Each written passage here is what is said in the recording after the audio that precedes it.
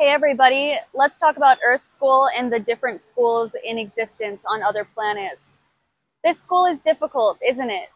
It's the one place that we come with the limited version of all the tools that we need, and we just don't remember how to properly use those tools for our expansion and our alignment.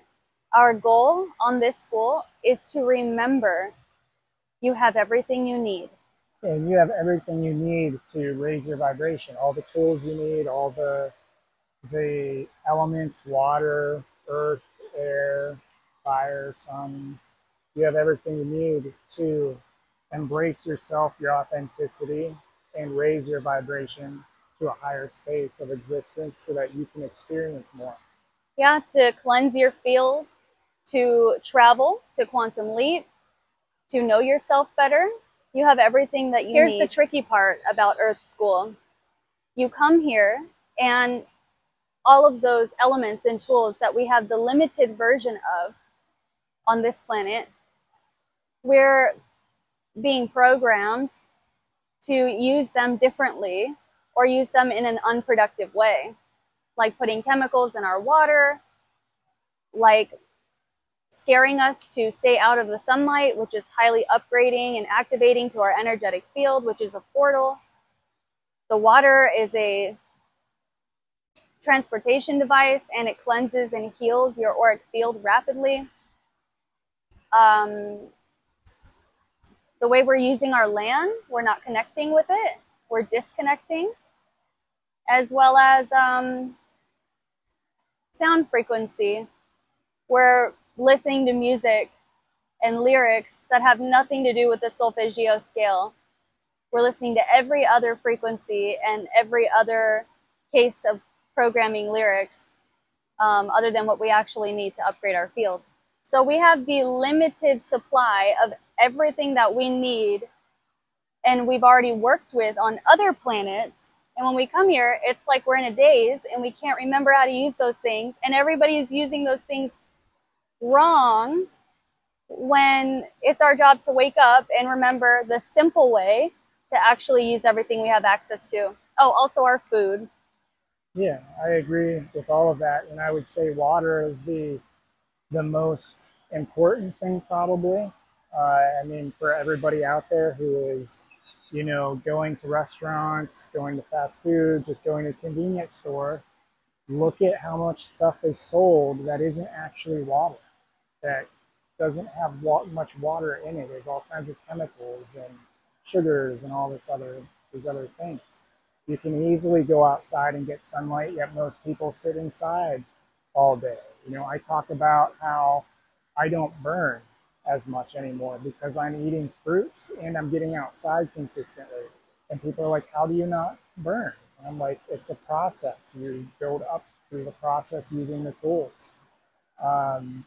And even like medicines and stuff, we're programmed through medicines to not use the tools that are meant to help get rid of the disease, dis-ease, to get rid of that. We're programmed to use other things rather than rely on what we know can help, which is clean food, clean water, sunlight, fresh air.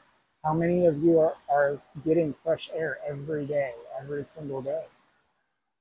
Absolutely. And I love that you touched on diet relating to how burnt you get, because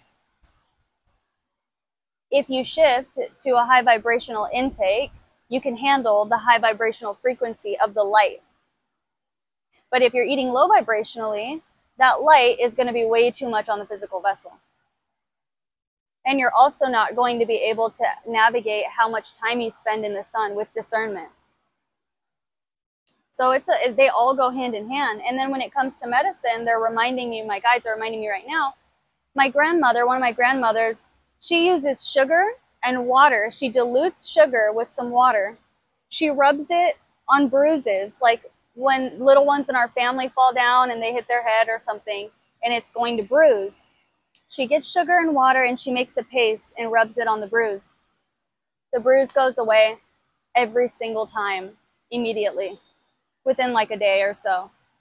And why are we consuming sugar and becoming addicted to it when this planet gave us sugarcane to potentially be medicinal? Why is my grandma's instinct to dilute it with water and apply it topically? Why aren't we doing that? Why are we consuming it in every single thing that we consume if it's a medicine? There's so many things to think about, but this school is about being here, remembering why you came here, and waking up to the fact that you have all these resources, and it's so much simpler than you think. I would also add that everybody's at a different grade level. Everybody is experiencing the school differently. They are learning at their own pace. They are using different tools, and you can graduate from certain tools to move on to other tools. Not to have judgment of other people. Remember, don't have judgment of other people. Everybody's at their level, and that you can rise higher and higher, and not to give yourself too much grief, not to hold yourself to, what's the word I'm looking for? Not to beat yourself up, essentially, if you're not at a level that other people are at. Remember, everybody's in school. They're learning at the grade that they're in. Some people are professors and teachers, and some people are students, and some people are in preschool playing around type of thing. So always remember that as you go on this journey, that it's a journey, it's a school. Keep learning, keep using the tools that you're guided to, and when you feel the nudge to leave those tools and move on to something else, then do that. Yes, and they're saying you choose when you wake up, you choose which classes you're in when you wake up. So you have choice as to what direction and what path you go once you have awareness. When you don't have awareness yet, everyone is truly just in their own space. And one of the biggest ego trips people who become aware and awake deal with, I've been through it too, is wanting so badly to accelerate people that you love to where you're at.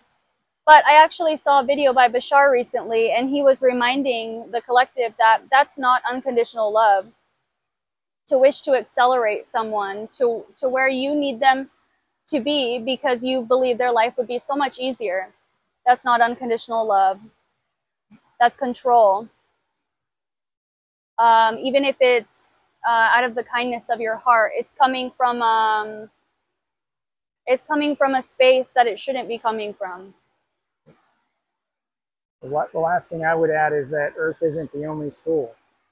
Other planets are schools too. I've met a couple ETs that I've talked about, galactics that I've talked about, like Sabrina, who's a canine humanoid type of being, who was learning how to use something that the best thing I have to describe it is jacks.